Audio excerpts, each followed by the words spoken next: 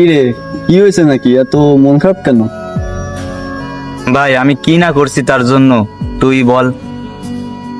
বাইরে ইতিহাস সাক্ষী, যারা মন থেকে ভালোবাসে তারাই ঠকে যায়। দেখ ভাই, তাকে ভালোবাসার ভাগ্য হলো, কিন্তু তারে পাওয়ার ভাগ্য হলো না। মানুষ এমনই ভাই, থাকতে কখনো মূল্য দেয় না, কিন্তু চলে গেলে আবার তাকে ছাড়া বাঁচতে পারে না।